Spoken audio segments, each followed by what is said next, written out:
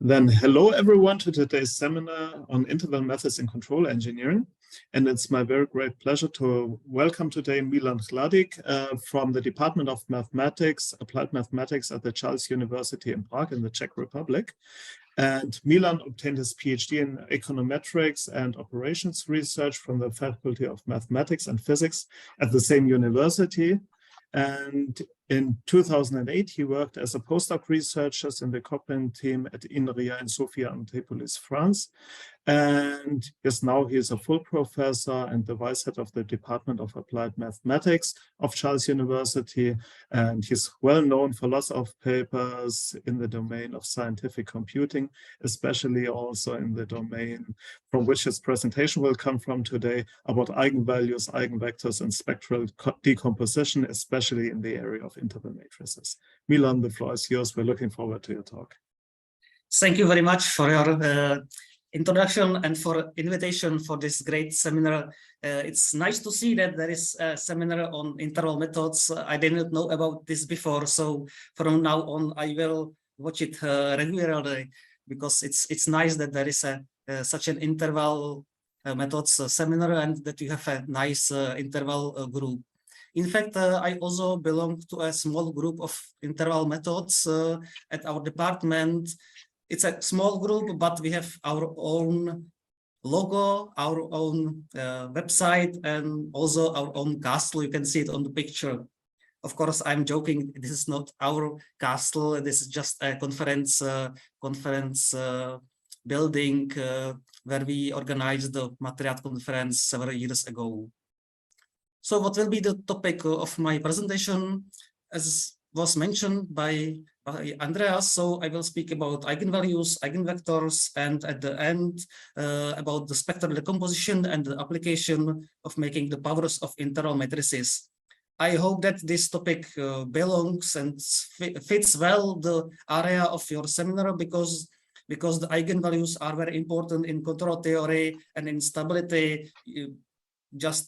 Let's mention the Horowitz stability, Schur stability, and other types of stabilities. They are closely related to eigenvalues, and in presence of various kinds of uncertainties, the interval approach is, of course, very important. So I hope you will enjoy this presentation. Of course, there are many results on eigenvalues and also eigenvectors, so I will present only some basics, in particular those that will be important in building the final spectral decomposition. I think it's not need to introduce interval computation deeply. I will just remind the basic notation that I will use in this presentation.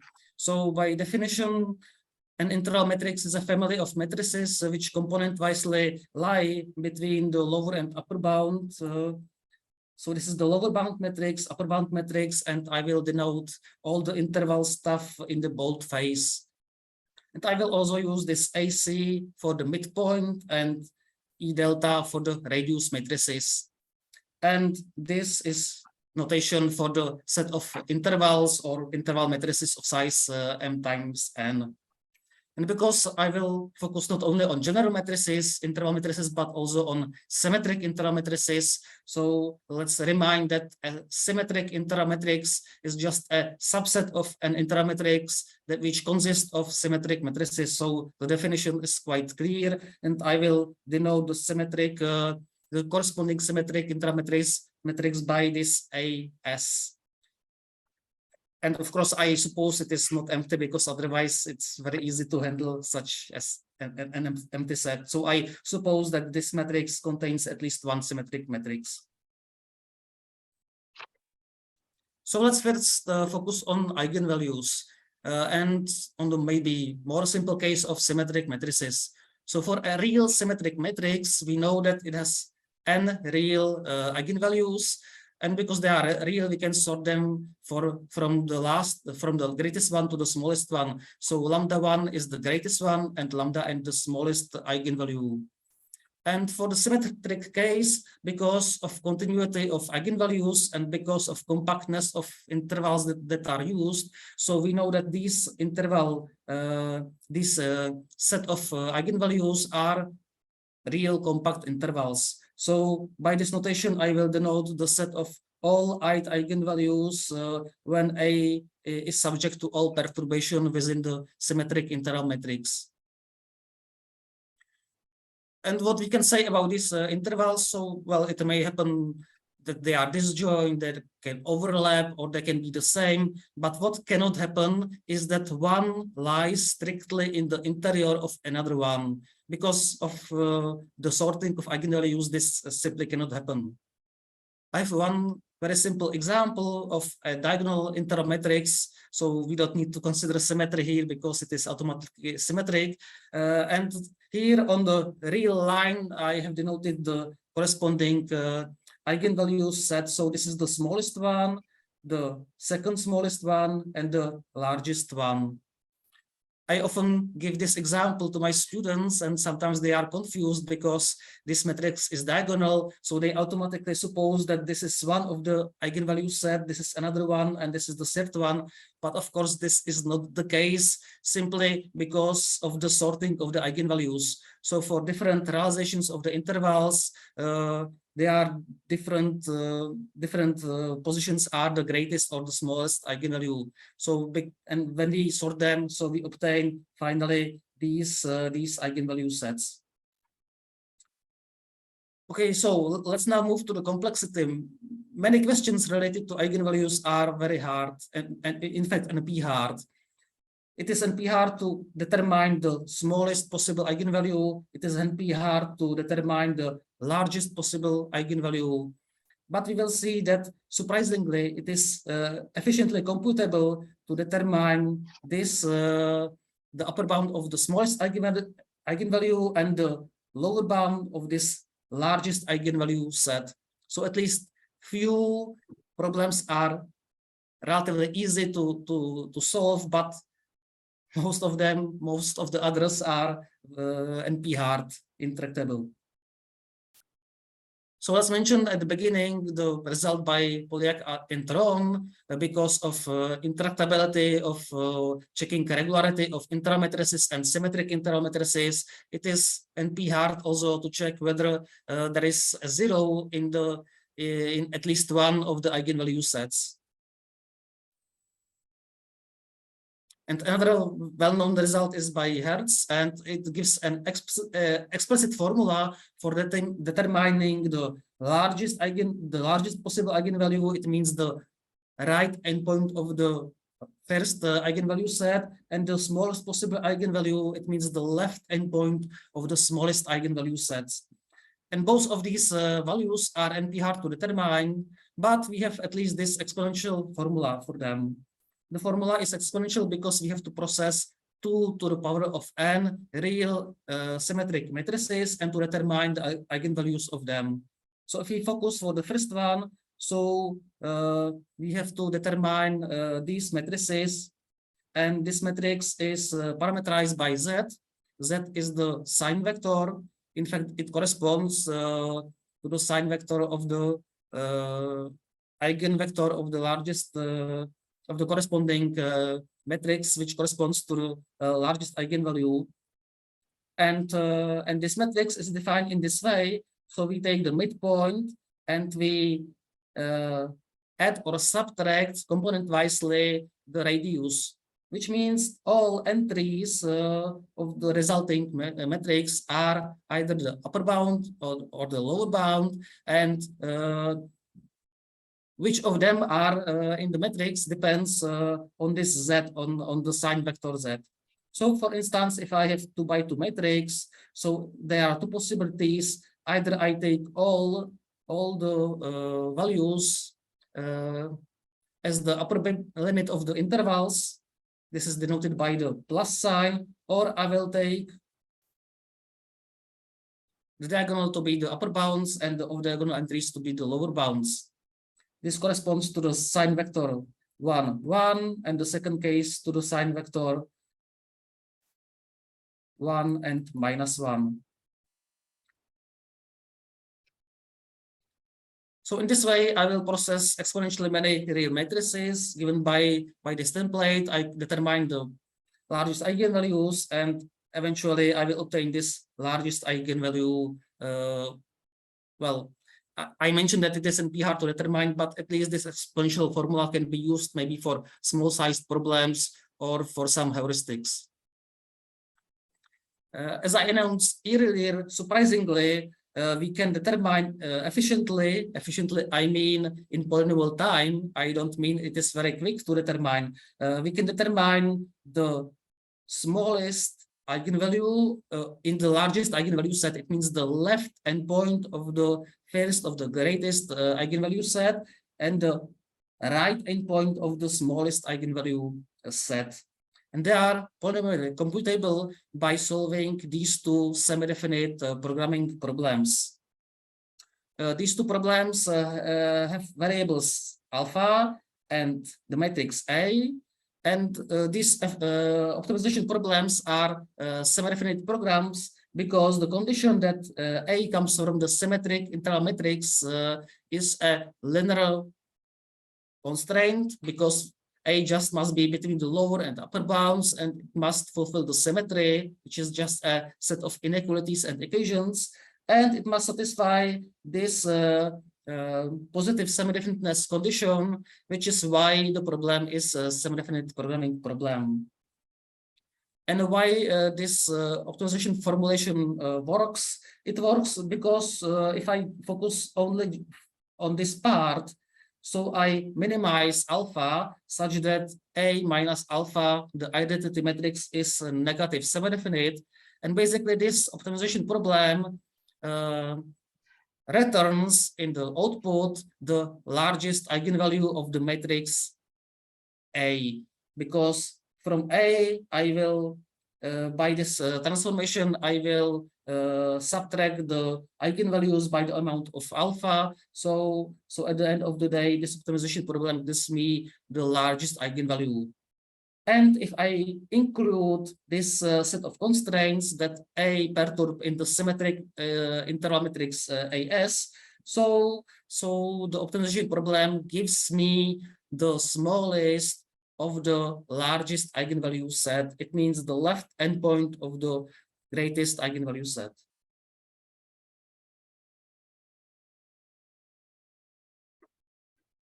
Okay, so because many problems related to eigenvalues of internal matrices and symmetric internal matrices, we often focus on efficiently computable enclosures. And one of the very simple but quite frequently used enclosures is this one. I attribute it to Ron, but it's quite a simple consequence of Weil theorem in the area of perturbation of eigenvalues of symmetric matrices.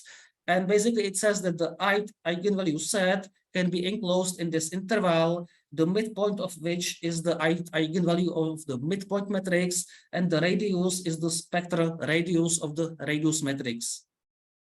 So we just need to determine the eigenvalues of the midpoint matrix, all of them, and we will extend these values to intervals by inflating them by this spectral radius. All these intervals in the right-hand side have the same radius, it's this value, so this can be viewed as maybe some drawback of this approach, because if all the enclosures have the same radius, so you can imagine that the enclosures will not be very tight in general, and they are not, of course, because tight computation of the enclosures is a hard problem. So this is the trade-off between efficiency and efficiency of accuracy and time complexity. There are many other approaches. I will not mention them in detail. We can utilize the so-called interlacing property, which is the property that if we remove some rows and columns of the symmetric matrix, so the resulting matrix and its eigenvalues interlace the original eigenvalues. So this can be also used to improve the accuracy of the enclosures of the eigenvalues. We can use different types of contracting, filtering algorithms, and many others approaches are known. Let's now move to eigenvalues of general internal matrices. Also in this area, there are so many results that we cannot mention them, and they are by Ron, Dive, Kolev, and many others. So sorry if I do not mention you, because there are really many results by many authors. I will mention only two results. One of them is the enclosure original by Ron, which gives us an interval enclosure of the whole eigenvalue set. What I mean that if I take any realization of the general interval matrix A, and I will take any eigenvalue, it's a in general complex eigenvalue, lambda plus I times mu. So we have these lower and upper bounds for the real part and for the imaginary part. So at the end of the day, these bounds gives us the rectangle in the complex plane where all the eigenvalues of our realization lie. And what are these bounds and how to determine them? So if I have a look on the first one, so this is the smallest eigenvalue. It means the left endpoint of the smallest eigenvalue set of this symmetric internal matrix. So what I do here is that I take the internal matrix A and I will make from it its symmetrization A plus AT, and I will take the symmetric counterpart of this matrix. So I will obtain a symmetric internal matrix, and I reduce this problem to computation of eigenvalues of symmetric internal matrices. And here I need to compute the smallest eigenvalue, and here the largest eigenvalue or its lower and upper bounds. So I can determine them exactly on the account of higher computational time, or I can determine some bounds more efficiently, but of course on account of lower accuracy. And the same here, because also in this case for bounding the imaginary part, I construct these symmetric internal matrices, and I have to compute the smallest and the largest eigenvalues of them. So basically, this is not an explicit formula, but it is some meta formula which reduces this to the symmetric case. So this is quite simple way how to bound the whole eigenvalue set. But for the purpose of spectral decomposition, I need to enclose the eigenvalues individually. So how to do it? We will use the power 5 theorem, which is a known theorem in the matrix analysis. And for formulating this theorem, I will just remind this notation. I will denote the condition number by this kappa PA is the condition number of matrix A by using the matrix P norm. And it's basically the product of the P norm of A multiplied by the P norm of the inverse matrix. And what's the formulation of the problem that we use? Is the formulation for real matrices, not intervals. We will extend them to intervals in the sequel. So we have two real matrices, B1, B2 here, and we suppose that the first one, B1, is diagonalizable, and it means that it is similar via this matrix B. It is similar to a diagonal matrix, which means that these entries on the diagonal are the eigenvalues of the matrix B1. And then the theorem claims that every eigenvalue of the sum of these two matrices lies in these cycles. It means the distance between this eigenvalue to the nearest eigenvalue of B1 is at most this value. It means the condition number of B multiplied by the P norm of matrix B2. So this is the real formulation of the problem and how to use it for our interval case. So we simply take P equal to 2 because we obtain the spectral matrix norm, which is one of the most frequently used and gives good bounds. For the matrix B1, we put it to be the midpoint matrix of the internal matrix, and the second matrix it will perturb between between the minus and plus radius matrix. So this gives us the perturbation within the bounds. So what we obtain if we use this Bauer-Feig theorem, so we obtain that every eigenvalue of the realization of the integral matrix lies in one of the cycles, and the cycles are defined in this way. Their centers are just the eigenvalues of the midpoint matrix, because it's here. The center and the radius becomes here. It will be the condition number of V, which is again the similarity matrix transforming the midpoint matrix to the diagonal form. And the worst case for this two norm is when we take the radius matrix. So we obtain n cycles, and we know that every realization and its every eigenvalue lies in at least one of these cycles. But the problem is that if I have these n cycles, so it may happen that one cycle contains no eigenvalues and another one contains many eigenvalues, and this is not what we are interested in. We need to enclose the eigenvalues individually. So we need one example, and examples, assumption, and the assumption is that these cycles, these disks, are disjoint. Under this assumption, we can state that in fact we can identify these eigenvalues and separate them. We can identify them, name them as the first one, second one, and so on. So we can say that the ith eigenvalue of each realization lies in the ith cycle. And this is exactly what we need for the purpose of spectral decomposition. So this is just a simple illustration of the problem. We have an integral matrix A, and on the picture you can see in red the eigenvalue sets, because the matrix is real. So there is always one real eigenvalue, and there is the pair of complex conjugate eigenvalues. So that's why the picture is symmetric around the real axis.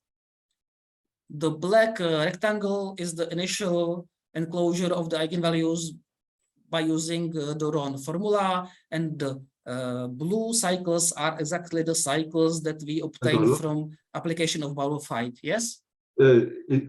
Ich höre gerade einen Online-Vortrag. Sorry, no question. You can ask if you have any question, no problem. So let's now move to eigenvectors. I will start with some theoretical properties. Very nice result is by Ron, which gives us an explicit characterization of the eigenvectors. We have that a non-zero vector is an eigenvalue of some matrix in this integral matrix A, if and only if it satisfies this system of inequalities. This system is not very nice in the sense that it is a non-linear, non-smooth system. But on the other hand, if we are given a fixed vector x and we want to check if it is an eigenvector, we just put it into the system and we have a simple check if it is or not an eigenvector. Why we have this simple test? It's because if we know the eigenvector, the only what we do not know is the corresponding eigenvalue, which is just a univariate problem, and the fact that the eigenvalue, the eigenvector lies in the kernel of the matrix A minus lambda E. It basically means that it satisfies, it's a solution of some interval system of equations, and we have the Prague characterization of the system of interval equations. So from it, it is easily derived. And it's also the reason why we do not have such an explicit characterization for the symmetric case. For the symmetric case, we can do the following. And vector is an eigenvector of some symmetric matrix from the symmetric integral matrix AS. If and only if it satisfies, or if and only if this system is feasible, it means it is feasible in variables lambda and A, and this is a linear system of equations and inequalities because x is fixed, and in the other variables it is simply linear. So we can efficiently solve it by linear programming. But we have not such an explicit characterization simply because we do not have a simple characterization of this interval system with symmetric interval matrices. We have some kind of characterization, but it utilizes exponentially many inequalities, so it will not be a very simple test for checking for this eigenvector property. For the complex eigenvectors, we have an analogous characterization, so I will not discuss it in the detail. But what is our goal? If I go back, so these kinds of characterizations are nice when we want to check a particular vector, if it is an eigenvector or not. But usually the problem states as follows. We want to enclose the set of eigenvectors, and for this, the theoretical result is not very suitable. So we need to approach in another way. So what's the goal now? The goal is we have an enclosure of the eigenvalue of one eigenvalue of the eigenvalue, and we want to determine some kind of enclosure as tight as possible of the corresponding eigenvectors. And basically this means to enclose the basically the null space of the corresponding interval matrix A minus lambda identity matrix. So what is the idea? So let's now focus on the real case. So we will take one particular matrix A and its eigenvalue lambda. And by the assumption that the Bauer-Feig disks are disjoint, so the eigenvalues are also disjoint, and we know that this matrix must have rank n-1. So what we will do? So the corresponding eigenvector satisfies that Bx is equal to 0, and because it is the eigenvector, it cannot be 0. So there is at least one component which is not 0, and we can normalize it to be equal exactly to 1. And now, if we fix this to be 1, so basically we can put the ith column of the matrix B to the right-hand side. So this homogeneous system now becomes a system of equations with non-zero right-hand side. But the problem is when we move one column to the right-hand side, so the what we obtain is the overdetermined system, because we have the same n number of equations, but only n-1 variables. So the system is overdetermined. So what we will do, because we know it is solvable but overdetermined, so there exists at least one equation that we can omit. So if we omit this equation, we simply obtain a system of equations with a non-singular matrix of size n-1, n-1. And from this, we can simply determine this compute the solution x tilde. And the nice idea is that this reasoning holds also the other way around. So what we will do, if we obtain that for some particular choice of indices I and j, this submatrix is non-singular, so we simply solve this square system of equation. We obtain the corresponding solution x tilde, and we extend it by putting the entry 1 in the position of j. We extend it to the full length, and we obtain the corresponding eigenvector. So this is the idea, and we will just do exactly this for the interval entries. So this is the resulting algorithm. As the input, we have an interval matrix A, an enclosure of the kite eigenvalue lambda. We will construct this interval matrix B. We select, I will say later on how we will select the indices I and j. And if we remove the ith row and jth column of B, and we will put the the jth column to the right-hand side, so we obtain a square system of interval equations. And if the corresponding matrix is regular, so we can determine a bounded enclosure for the solution for the eigenvalue for the eigenvectors. This is this interval vector x tilde, and we extend it to the full size just by inserting 1 on the corresponding position. So this is the general framework how we can determine an enclosure of the eigenvectors. Of course, the problem is here, not only here, but there are many problems. One of the problems is how to choose the right indices, and another problem is how to solve the interval system of equations. There are many methods which we can use. Some of them are more efficient with respect to time, but less efficient with respect to accuracy, and vice versa. So basically, we have a flexibility if we want a fast algorithm with possibly not so tight enclosure, or maybe more tighter enclosure, but on account of higher computational complexity. In the symmetric case, we proceed similarly, but of course, in the symmetric case, the eigenvectors are often normalized to have the Euclidean norm to be 1. So in this case, we can do it simply that we divide the resulting interval eigenvector by its Euclidean norm. Yes, and in the symmetric case, when we solve the system of interval equations, so the matrix is, we can handle it as a general interval matrix, but there are dependencies caused by the symmetry. So we can also utilize some appropriate solver which can handle these dependencies.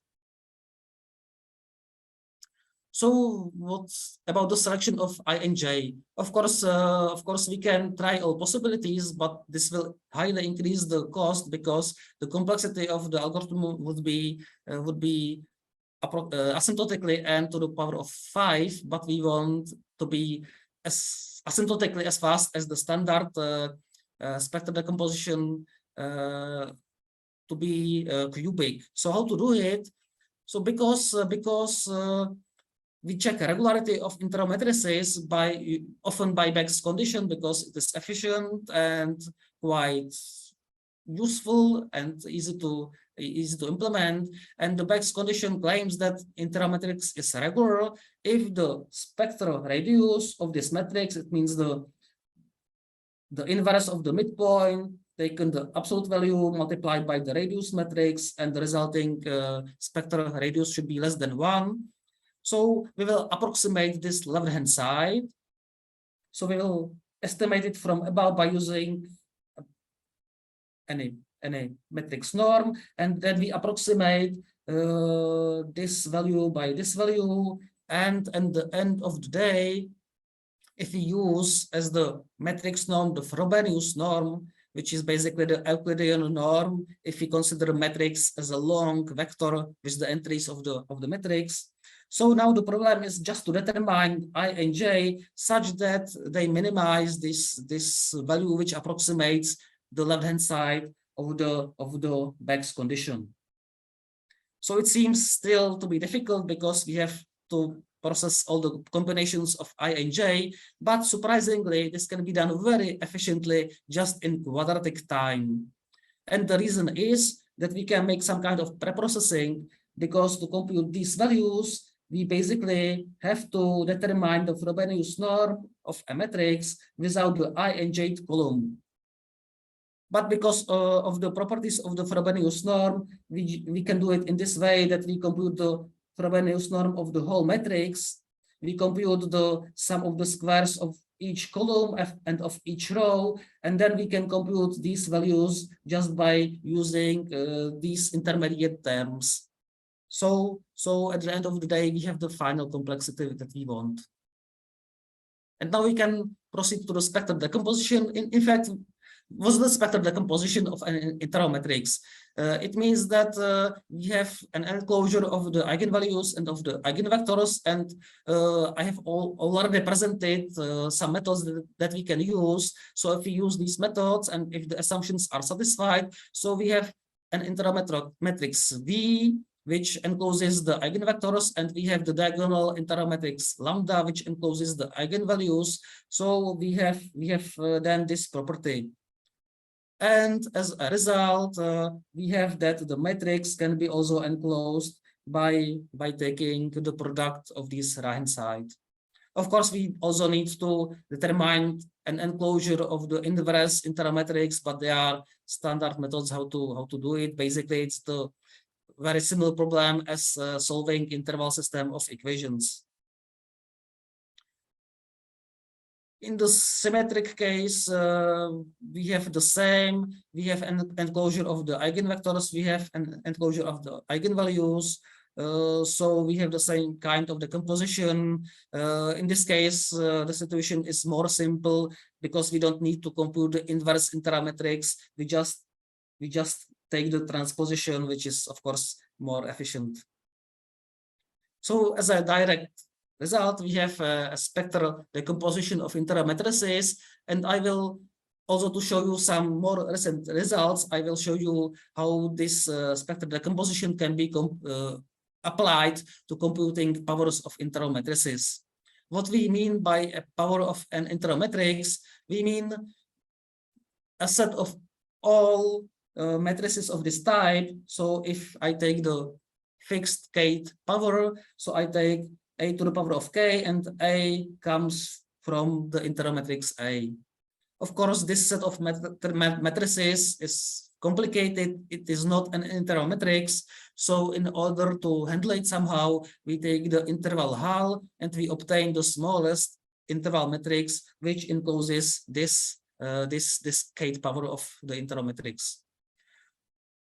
So how to determine this interval hull and this kth power? In case of the second power, it is very easy. We can do it by interval arithmetic, which gives us exactly the interval hull. So this case is easy, but the higher powers are complicated. Even the third power is NP hard to determine. This was proved by Koshileva, Karinovich, and others. And this is the case not only for the general matrix, but also for the symmetric intermatrix. Computing the third power is NP hard problem. So as we do it in integral computation, we will, instead of determining it exactly, we will be satisfied with some tight enclosure of the corresponding power. And what kind of methods can be used? So basically, we have two methods in hand. One is the binary exponentiation, how to do the powers. We just simply, if we want to compute the, say, 8th power of the intermatrix A, so we take the second power, and then the second power, and then the second power. So we just need approximately logarithm of k, a squaring of intermatrices, which is quite efficient, but on the other hand, there is some possibly high redundancy, of course. So the second method that we can use is the spectral decomposition that I was speaking about. And the kth power is then simply enclosed by this formula when we take only the kth power of the eigenvalues. So by using this method, the complexity doesn't depend on k, it depends only on the size of the matrix. And we, with David Hartman, made some numerical testing. So I give you also some results of the testing. So this is the study on general intermatrices. And on the picture, you can see on the horizontal line, there are the powers. So to the right, the power increases. And the graphs gives you the ratio. And the ratio is the sum of the radii of the spectral decomposition and the binary exponentiation. It means if we are below this threshold, below 1, so the spectral decomposition is better, it's tighter. If we are upper this threshold, so the binary exponentiation is better. So you can see that with the increase of the matrix power, the spectral decomposition becomes better. So for small powers, the binary exponentiation is better. For large powers, the spectral decomposition is better. I should also say that this line belongs to the median value. If we check the average values, so they are very strange because there are probably some examples where that were ill conditions and the average case was very unpredictable. So that's why we focus on the median case, which basically says what's the typical situation. For symmetric matrices, the result is quite similar. I was expected that the spectral decomposition will be much more effective, but it seems that this is not the case. maybe it was influenced by the way that we constructed the symmetric intermatrices, but from the pictures you can see that it is not much. Basically, it's very similar to the general case. So the symmetry, we couldn't utilize the symmetry so far very efficiently. We also focused on some gallery matrices. So for orthogonal matrices, the spectral decomposition is very efficient. For van der Monde matrices and the similar matrices to this one, basically the performance is more or less the same as for general interim matrices. But I also want to give you one more example of a circulant matrix, because for circulant matrices, there are no explicit formulas for computing the eigenvalues and eigenvectors. So if we employ these formulas instead of the general enclosing methods that I presented to you here, so we obtain very efficient method for spectral decomposition and for making the power. And you can see from the picture that it is much more effective than the binary exponentiation. And this also shows that if we have a matrix with some additional properties, it pays off to utilize these properties to make the enclosures of the eigenvectors and eigenvalues more effective. So the conclusion of this numerical study is that for small powers, the binary exponentiation is better. For large powers, the spectral decomposition is better. The spectral decomposition takes more computational time, but on the other hand, there is a high potential for improvement. We just employed the basic bounds for eigenvalues, eigenvectors, and solving the system of interval equations. But there are many other ways how to enclose the eigenvalues, eigenvectors, and how to solve the system of equations, how to employ the dependencies in the symmetric case. So there is a huge flexibility between and the trade-off between the accuracy and the computational time. So I see a huge potential for improvement. And also, as I illustrated on the example of the circulant matrix, if we know that the matrix is somehow special and if we use it, so in that case, the spectral decomposition is even much more efficient.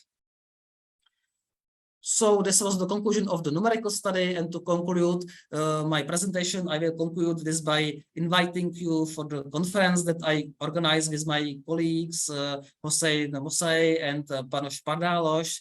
It's in September, and the focus is on dynamics of information systems, and it also contains interval methods and control theory as well. So just check this webpage, and if you are interested, so you are welcome in Prague in September.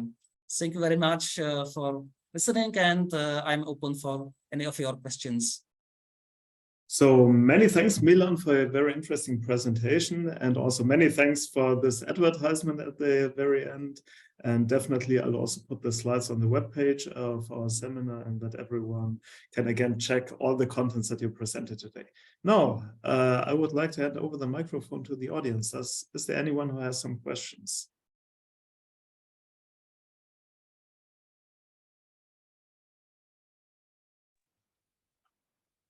Hey, Tarek has unmuted himself. Do you have a question? Yeah. Many thanks, Milan, for this very nice and interesting presentation. It's not a question, but have you developed softs to compute eigenvalues for interval matrices? How to use, how can I use your results easily without developing softs? Some programs on MATLAB or... Yes, there are many formulas known. So if you want to use, for instance, the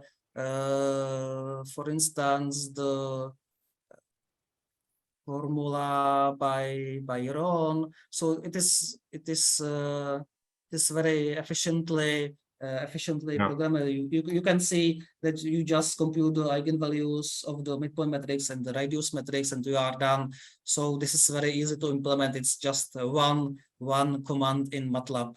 Okay, thank you. And yeah, maybe I should notice that because I didn't this in the talk, that the computation and numerical study that we did, it was in MATLAB by using the IntelLab developed by Rump. Okay, thank you.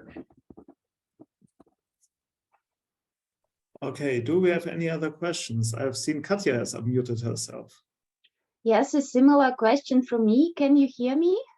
Yes, I can. Okay, thank you. A question similar to Tarek's. So you can compute eigenvalues and anything in MATLAB. So do you know of any other tool which is not MATLAB that is able to do the same to compute, for example, the eigenvalues or do similar things?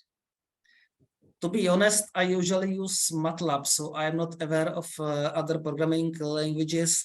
I know that interval arithmetic is implemented in almost every programming language, but I'm not sure if they are also implemented the verified computation of eigenvalues and the remaining stuff. So I don't know so which usually of the not. advanced methods.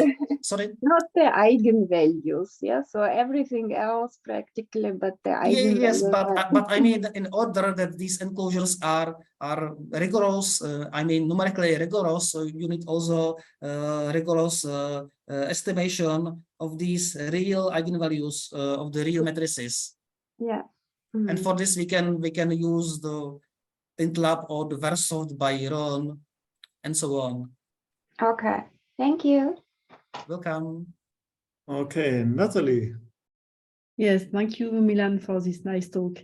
I wanted to check or to reuse some of the theorems. So do you have an article about this or a list of references available? Yes, sure. I can send you. This is a compilation of different results related to symmetric matrices and eigenvalues and eigenvectors and so on. But the spectral decomposition and making the powers. So it is written in a paper by me and David Hartman from 2021. So yeah, just write me and I will send you the paper or the corresponding references. Okay, thank you. Okay, maybe also a question from my side. What you presented at the end was the spectral decomposition. Did you also take into account in some of your work singular value decomposition of interval matrices? Not yet, but I expect that the problem is more or less similar to the spectral decomposition. You also need to enclose the singular value, singular vector, so you can do it in a similar approach as for the spectral decomposition. So I believe the basic idea will work in a similar fashion like here, but we didn't implement it or tested it yet. Okay. Then let's have a look again at the list of participants. Is there anyone else who wants to ask a question? Okay, this doesn't seem to be the case. Then again, many thanks, Milan, for an inspiring talk. And yes, as I just said before, we'll put the slides of today's presentations also on the webpage. And maybe Milan, the article that you just mentioned before, you could also add it as a reference at the end of the PDF. Then everyone can also directly access the corresponding DOI and check the paper. Okay, yes, sure. From that point of view, again, also many thanks to the audience for attending today's seminar. And yes, I'm looking forward to the next presentation. It will be on Friday in 2 weeks. And our speaker will be Sabine Lerch from the Bergische Universität Wuppertal, who will talk about control engineering applications. And from that point of view, I wish all of you a nice Friday afternoon, weekend, and see you soon on Friday in 2 weeks. Thank you very much for the invitation and looking forward to seeing you again. Thank Goodbye. you very much. Bye-bye. Bye-bye.